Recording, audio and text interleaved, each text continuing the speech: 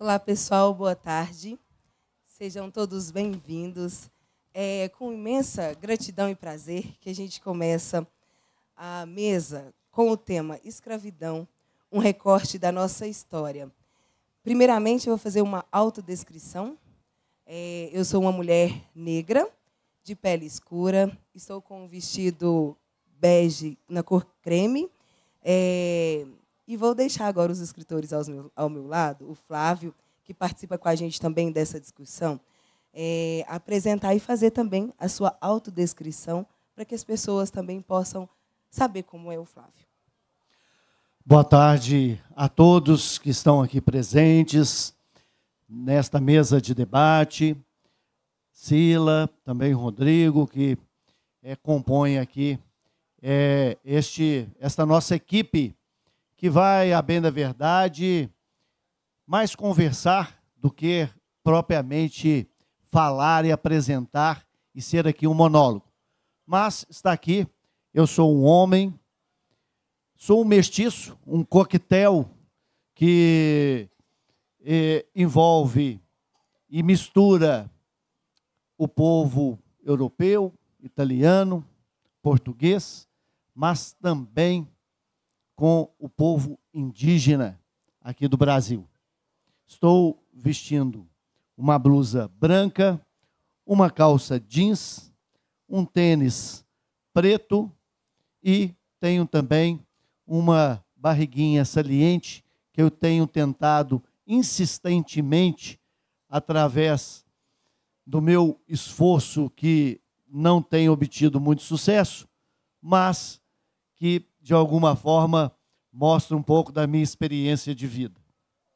Isso mesmo, Flávio Ramos, escritor, jornalista, ele vai se apresentar daqui a pouquinho para vocês.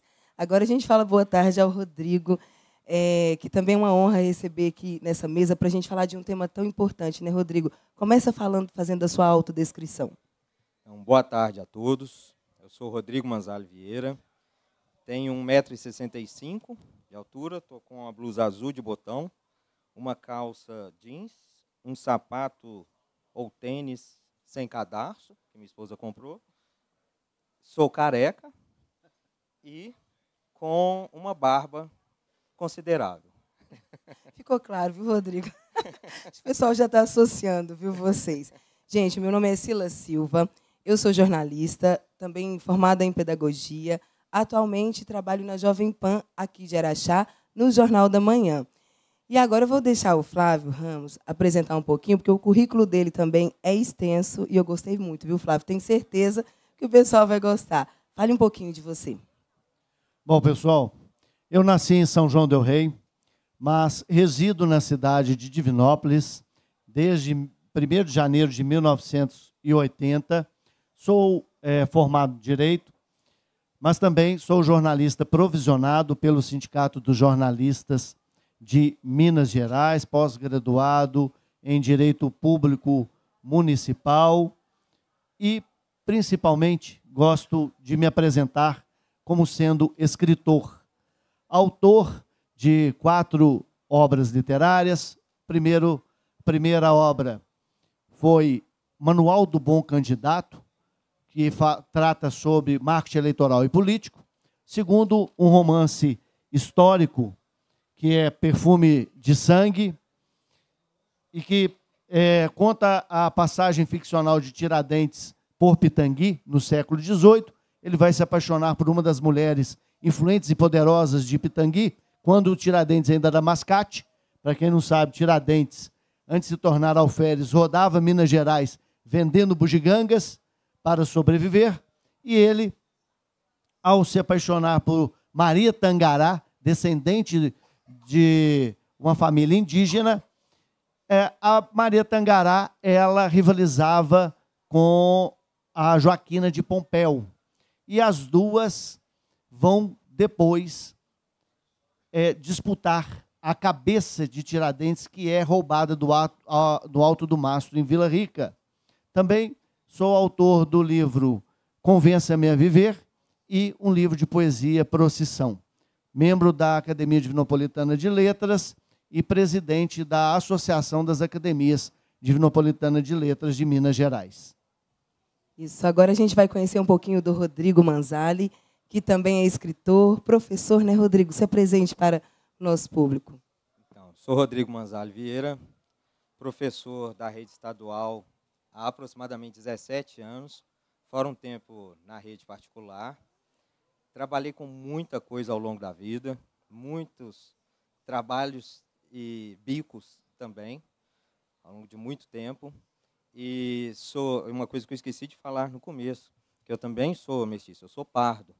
A minha avó, preta, e a casa da minha bisavó, Ginuca, era um centro de umbanda, que permaneceu até uma década atrás ou algo assim. E é algo do qual eu tenho muito orgulho, muito mesmo. Né? Eu publiquei esse livro, Círculo Fechado. Não tenho nenhum, porque a editora atrasou a entrega. E, graças a Deus, todos foram vendidos, né? Isso é muito bom. E é isso. Rodrigo não tem nenhum, mas eu tenho, viu? Peguei do França.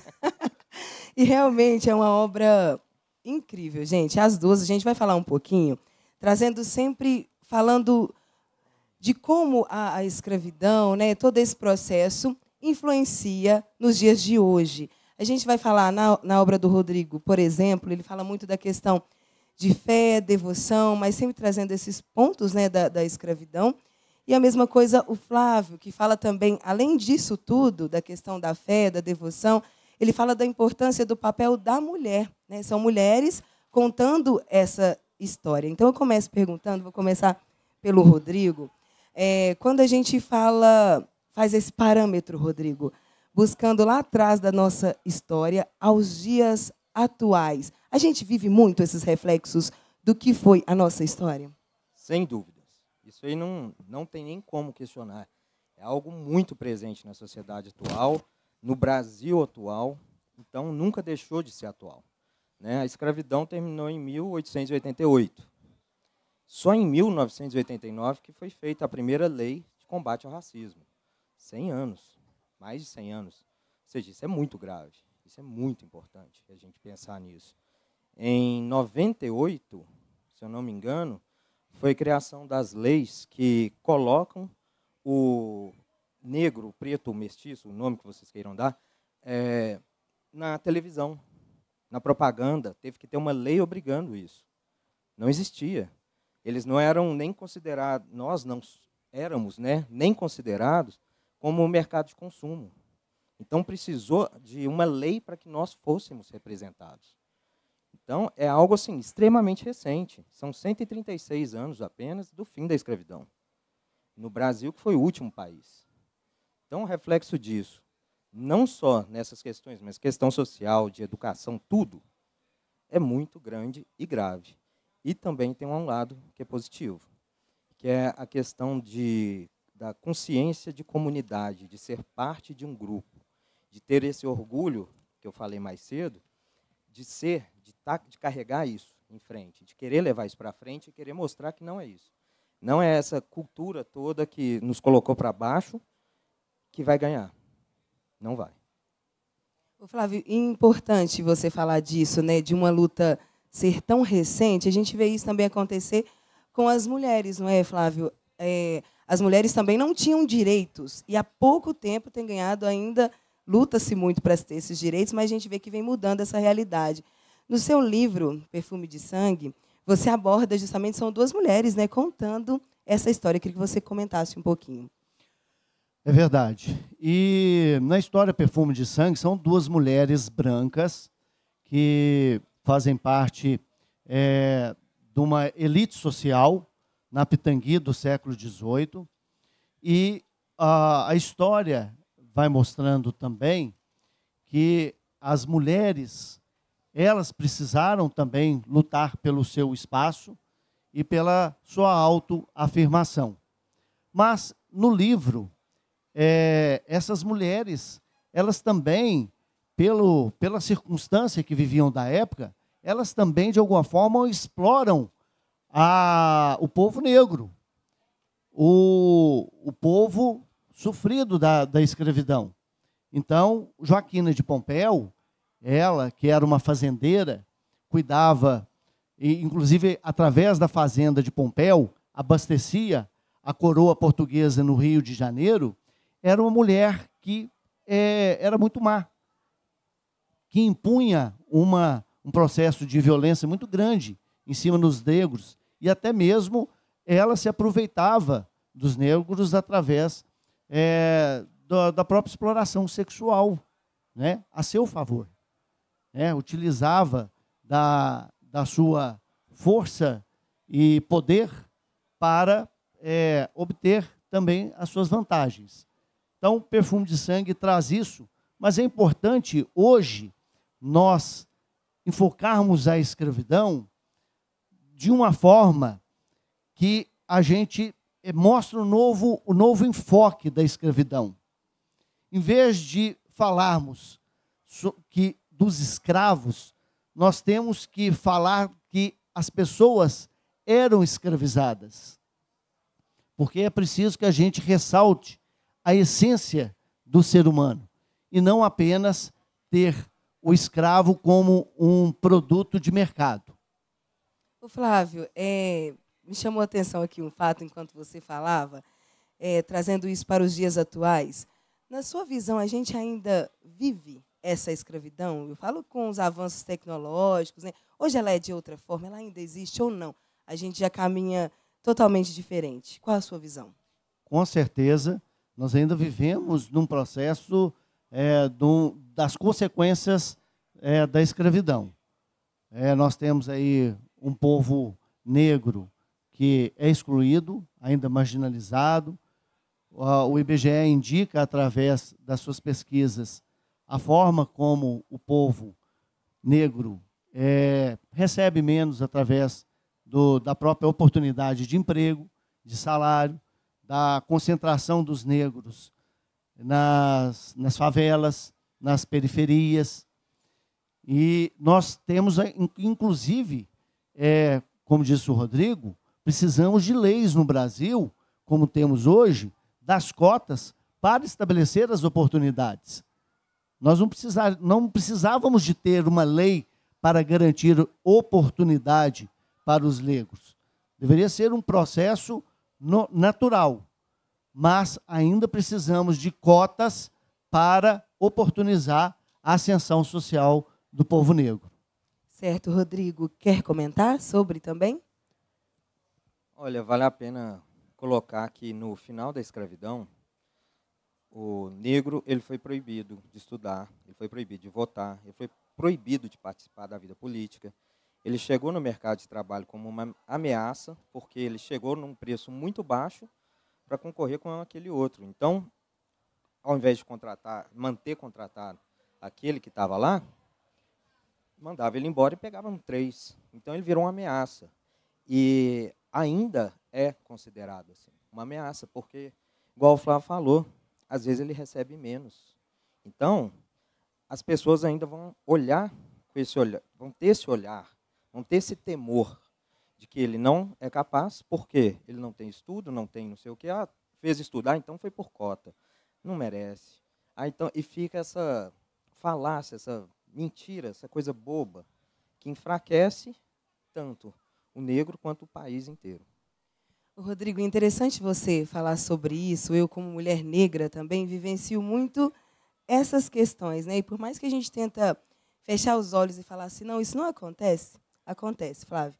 E muito no nosso dia a dia. E de forma sutil, sabe? Seja, às vezes, quando você entra numa loja, por exemplo, o vendedor vai atrás de você como se você fosse pegar alguma coisa. Infelizmente, acontece. Às vezes não é pela vestimenta, é pela sua cor.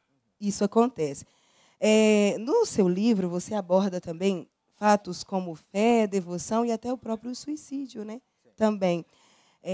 Essas situações levam, por exemplo, às vezes essas vivências, as pessoas a ou se agarrarem na fé ou ir para esse lado, infelizmente, do suicídio? Sem dúvida. A fé, a Umbanda, o Candomblé, a Quimbanda, foram e são formas de resistência até hoje. Porque o catolicismo foi imposto.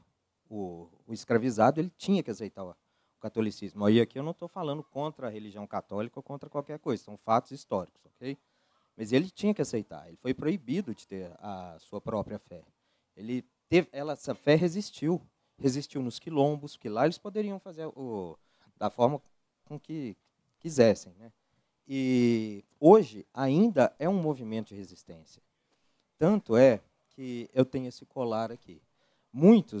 Todos os anos, quando eu pego uma turma nova, muitos alunos chegam e falam assim, isso é de macumba? Eu falo, não, é hindu, porque é um colar hindu, que eu tive um tio que foi hinduísta e tal. É um colar hindu. Ai, achei que fosse de macumba. E fica assim, então existe esse preconceito muito forte. É um ato de resistência e a fé, tanto a Umbanda, Candomblé, Quimbanda, qualquer fé, ela tem que ser acolhedora. E essas são extremamente acolhedoras. São instituições do bem, que pregam o bem e fazem o bem sem cobrar nada. E é uma saída, assim, uma válvula de escape, uma forma de se reencontrar com aquilo que é ancestral, sabe? Então é um espaço maravilhoso.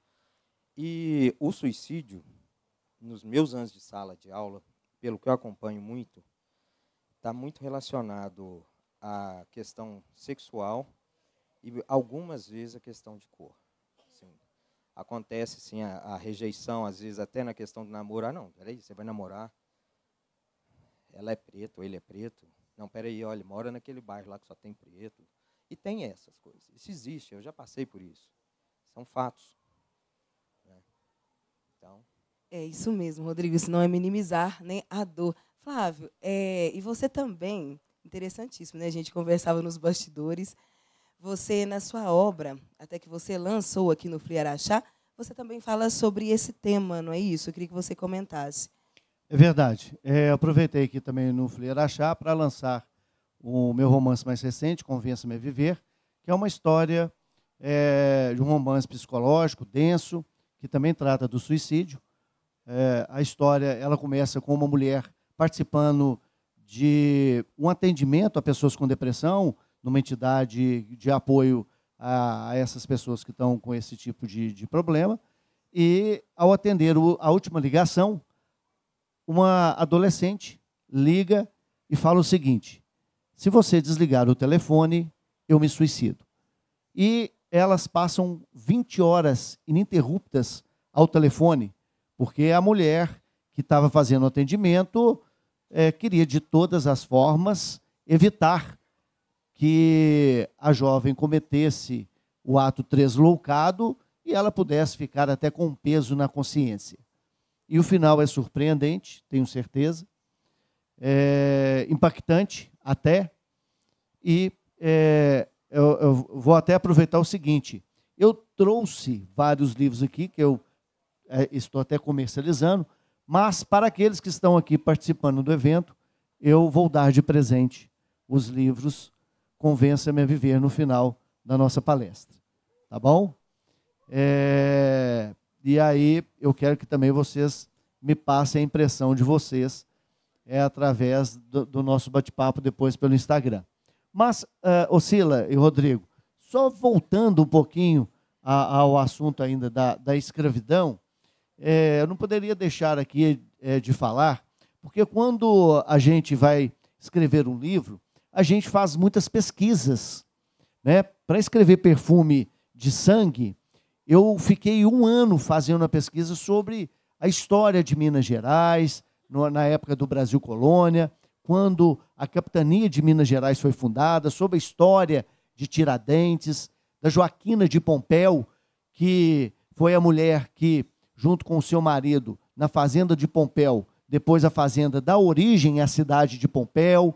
Enfim, a gente vai pesquisando bastante, né, Rodrigo?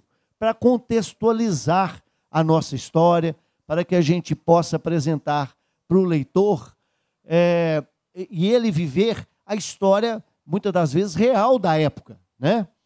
E, ao fazer a pesquisa, eu me deparei com documentos na minha cidade de Divinópolis, que Divinópolis, muitos acham que é uma cidade nova, que tem 112 anos, mas a formação da cidade, a bem da verdade, ela começou em 1740 também, pelos idos de 1750. Então, naquela época do Brasil Colônia, que nós tínhamos a questão da exploração, da força de trabalho forçada das pessoas escravizadas, os negros, como todos sabem, eles eram comercializados. E é bom que se diga também, e isso consta nos documentos históricos, os negros, eles tinham valor, e muito valor, principalmente se eram homens entre 15 e 39, 40 anos, porque eram obrigados não só a trabalharem nas minas, como também na agropecuária, né? Na produção de alimentos para as famílias ricas. E eu me deparei com 2 documentos em Divinópolis, no Centro-Oeste Mineiro. Então, olha para vocês verem, a gente não está falando assim da escravidão, lá no Rio de Janeiro, lá em São Paulo, não. Aqui, em Minas Gerais, com documentos, só para vocês terem ideia, e eu fiz aqui questão de trazer esse registro. Antônio Alves Moreira, só para vocês compararem o valor que tinha um escravo. Eu achei muito interessante aqui essa informação. O escravo valia mais do que um imóvel. E olha que ter casa naquela época já era um luxo, já era para pessoas ricas, né? E um escravo, muitas das vezes, valia mais que uma propriedade imobiliária, mais do que uma casa, mais do que um sobrado. O Antônio Alves Moreira, ele vendeu uma casa situada na Praça do Arraial do Espírito Santo da Itapecerica, que veio a ser Divinópolis, pela quantia de 200 mil réis. Guardaram o número? 200 mil réis. E aí, no mesmo ano, eu encontro o documento do Cândido José de Moura, que vendeu uma escrava de nome Alexandrina, no documento tem até o nome da escrava, de 30 anos de idade, por 400 mil réis, 2 vezes o valor da casa que o outro tinha comercializado.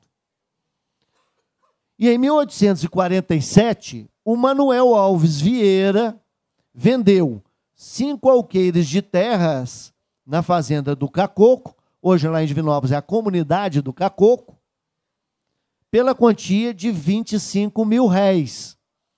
Em contrapartida, nesse mesmo ano, Belchior Domingues vendeu um escravo de nome Camilo, de 17 anos, por 850 mil réis. Então, olha para vocês verem, documentos da época mostram essa comercialização intensa e o valor. Olha como os negros que tinham a sua projeção, ou que eram saudáveis, ou mulheres bonitas, como muito possivelmente devia ser essa Alexandrina, né? E o que passou esse povo? Né? Faziam parte do patrimônio desse povo branco explorador, né? Então, eu trouxe aqui, fiz questão de trazer essas informações, porque quando eu me deparei com essas informações, eu fiquei assustado, porque na cabeça da gente, os escravos nem valiam nada, né? Até porque muitos morriam, não tinham o seu devido valor, não tinham o devido valor, entre aspas. Entre aspas. Então, eu quis aqui, aproveitando essa oportunidade aqui dessa mesa, não quero monopolizar o debate, mas eu não poderia deixar de trazer essa informação, que eu considero importante para que a gente saiba os detalhes da história, né? Os meandros da história. Isso mesmo, Sila, comercializado como gado, né? Sim, pode ir lá.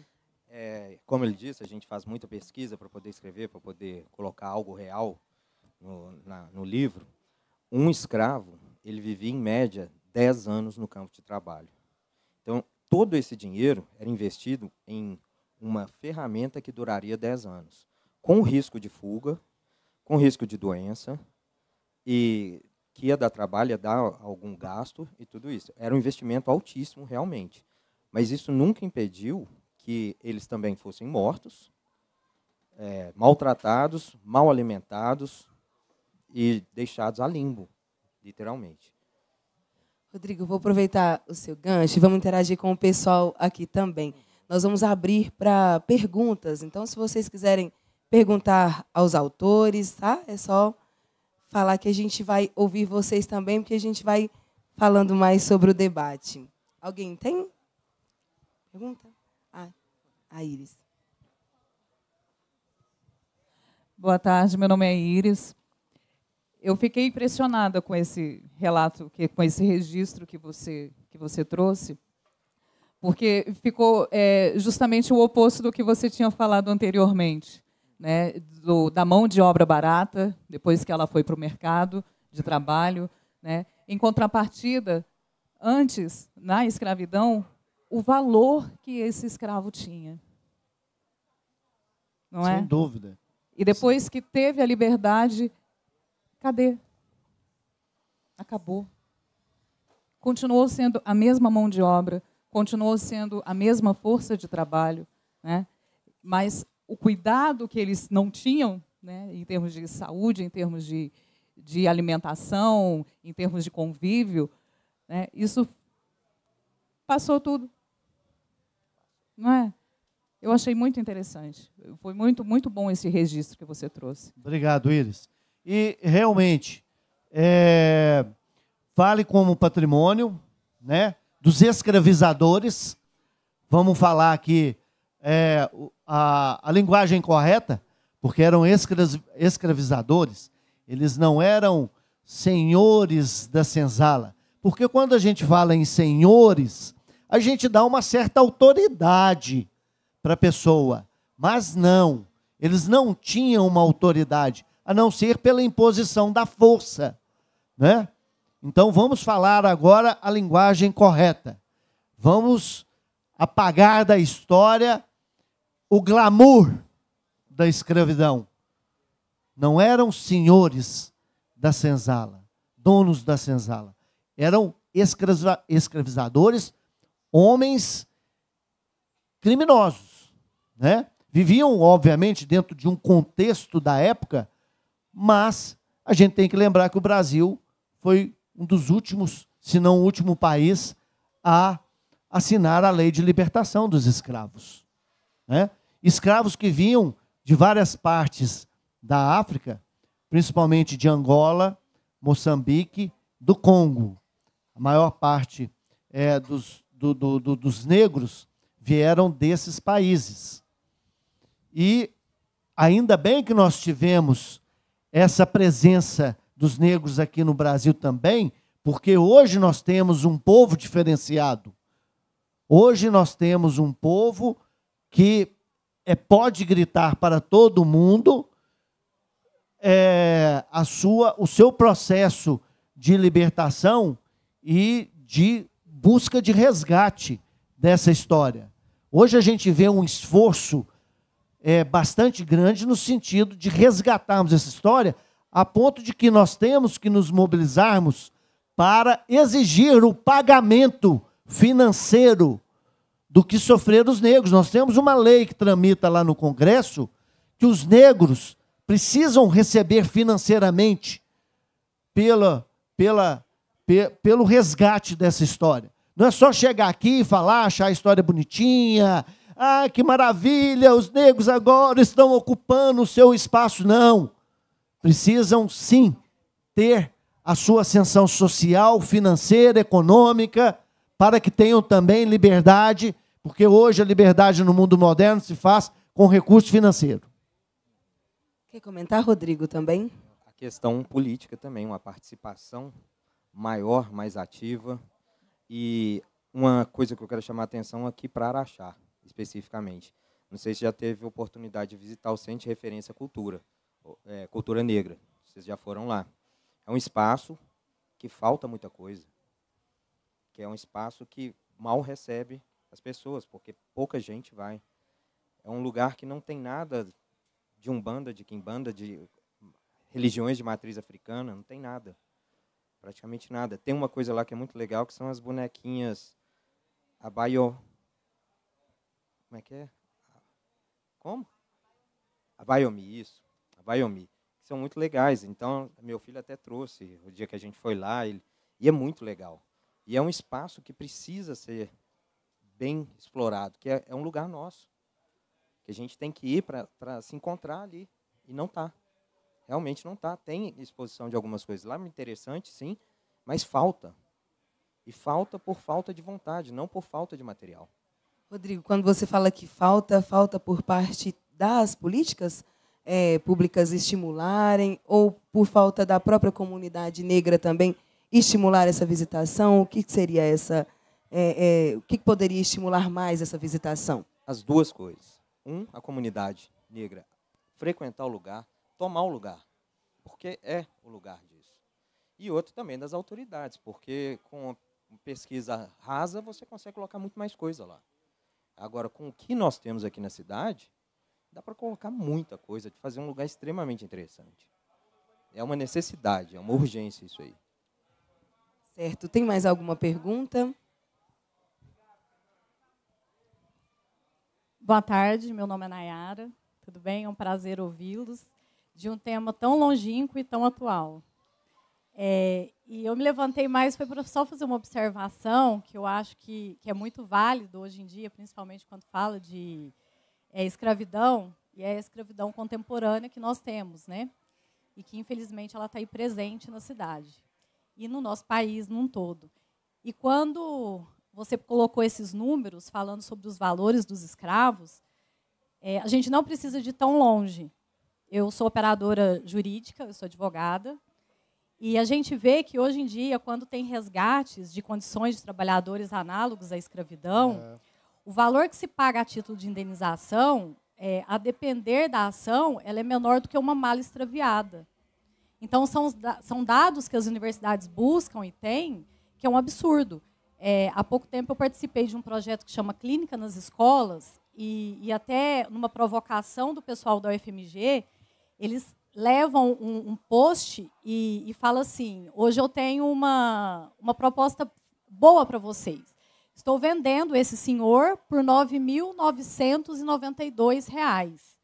E vocês podem colocar ele para dormir em qualquer lugar, podem dar choque nele, fazer o que vocês quiserem. É um bom preço? E aí os alunos assustam, e a intenção é essa. Mas esse valor ele não foi aleatório, ele foi o valor que foi dado à indenização dos trabalhadores que foram resgatados naquelas vinícolas no sul. Então, cada indenização que foi paga aos trabalhadores resgatados foi justamente no valor de R$ 9.992 por trabalhador. Então, até hoje em dia, a gente vê que as pessoas ainda querem tarifar, né, o ser humano.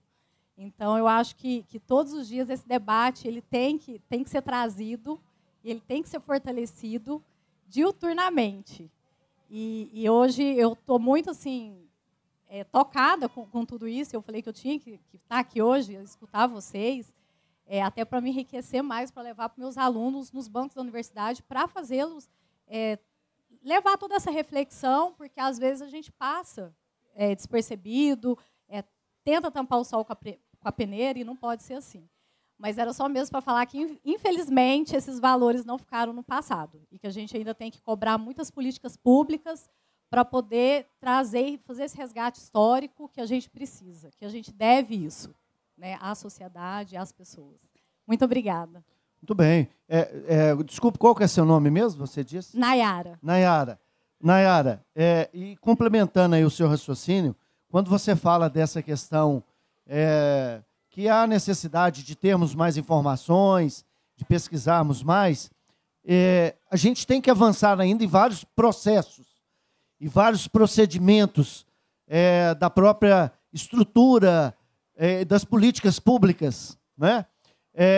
Por exemplo, quando eu, no início aqui, comentei sobre a questão das cotas, né? Nós temos várias legislações do governo federal, do governo estadual, às vezes de município, que trata dessas questões de cotas, mas aí eu te pergunto, quem faz esse controle?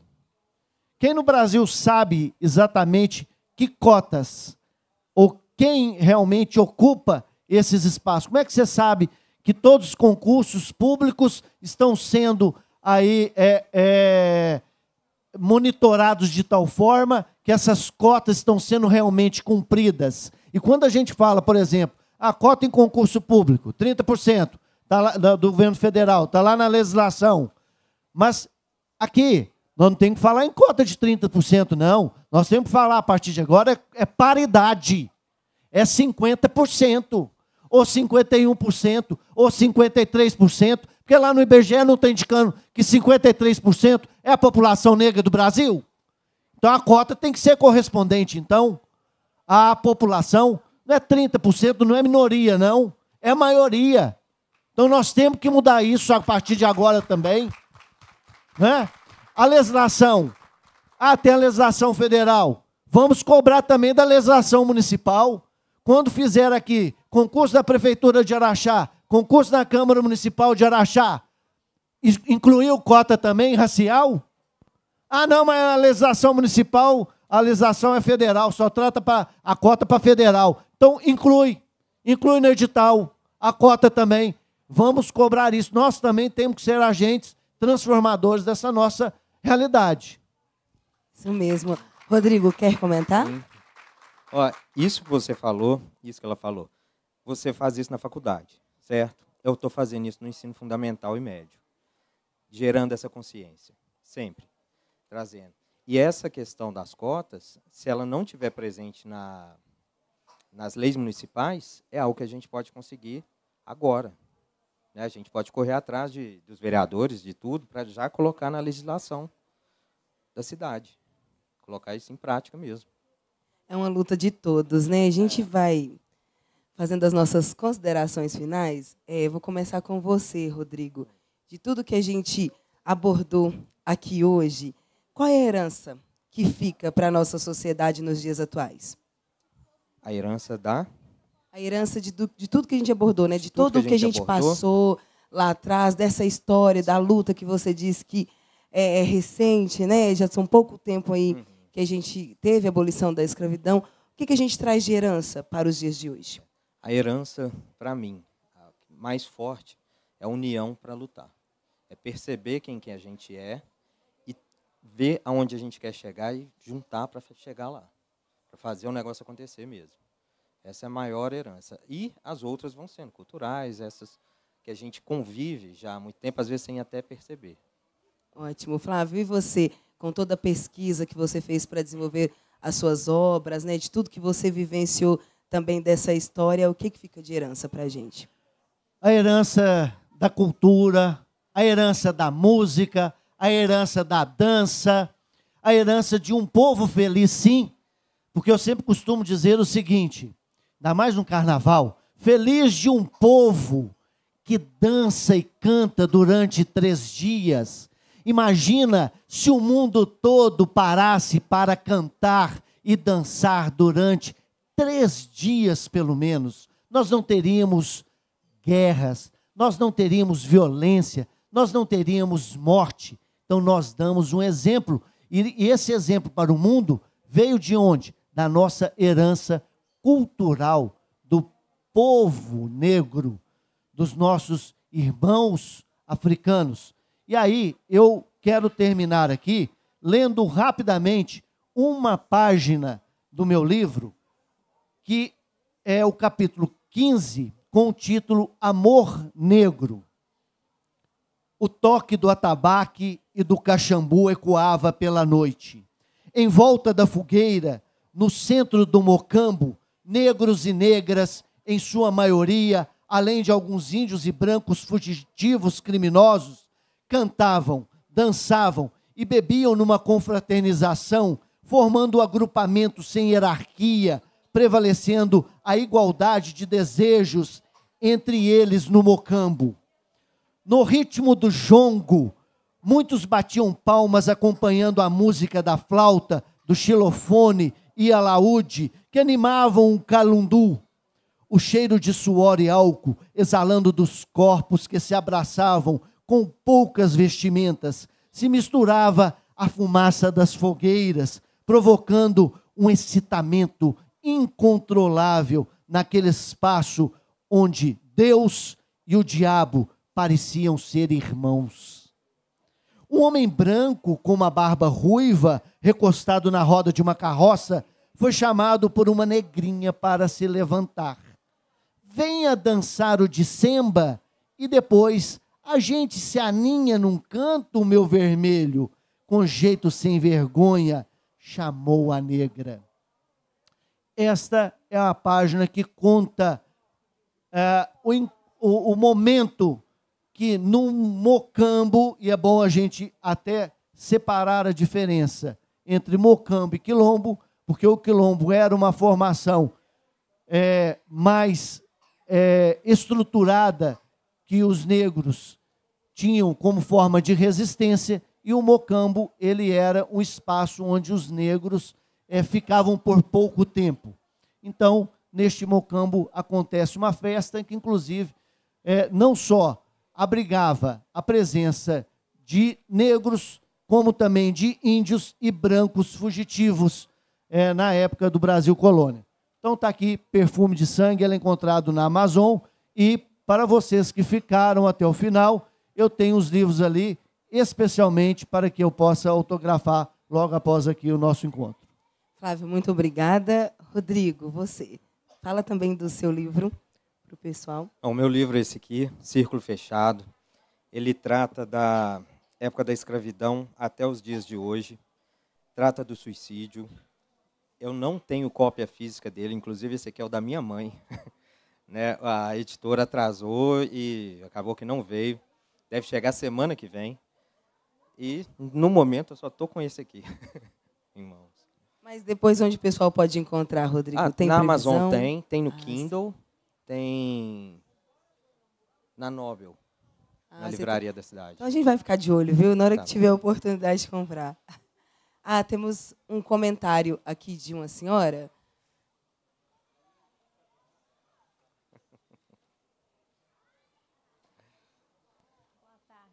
Boa tarde. Eu sou mãe do Rodrigo Manzali e eu gostaria que ele abreviasse um pouco a situação da fazenda, do início do livro, que foi muito interessante, que um espírito da época, vivenciou ali a época, né?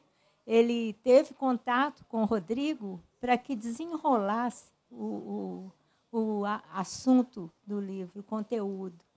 E daí para frente ele deslanchou. Você não pode dar spoiler. Tá vendo? Rodrigo, mas você consegue dar um pouquinho de spoiler, pelo menos em um minutinho, só para o pessoal ficar instigado em ler o livro? Olha, a história aqui tem uma família poderosa que sempre quer mais poder, que abusa da força escrava, e a relação entre eles já é muito complicada. Eles entram em discussão constante, conflito de interesses dentro da mesma propriedade. Um acaba se matando, outro sendo assassinado. E essa história vai perdurando por séculos. Mostra o que acontece antes, durante e depois do suicídio do personagem, até que, o spoiler da minha mãe, até que ele chega lá em casa e me conta isso aqui. Nossa, Rodrigo, que bacana. Eu, assim, já li um pouco, ainda não terminei, viu, Rodrigo? Mas é muito interessante e vale a pena, viu, gente? Dos dois. Muito obrigada, Rodrigo, por compartilhar seus conhecimentos com a gente aqui hoje. E você também, Flávio, viu? Se vocês puderem falar em 30 segundinhos, só para a gente fechar. Muito obrigada. Muito obrigado. Eu também agradecer a Humberto França, aqui de Araxá, meu amigo Domingos, né, que veio aqui me prestigiar, também um escritor importante, Roberto Pereira, que morou aqui em Araxá, tinha até time de futebol aqui, o Roberto Pereira tinha, aqui em Araxá, né? E sempre vocês todos muito carinhosos com nós que chegamos aqui nessa terra abençoada. Muito obrigado pela recepção, e é sempre um prazer enorme estar aqui na FLE Araxá, mas mais do que estar na FLE Araxá, é conviver com vocês, meus amigos aqui de Araxá. A gente que agradece. Muito obrigada a cada um de vocês pela participação.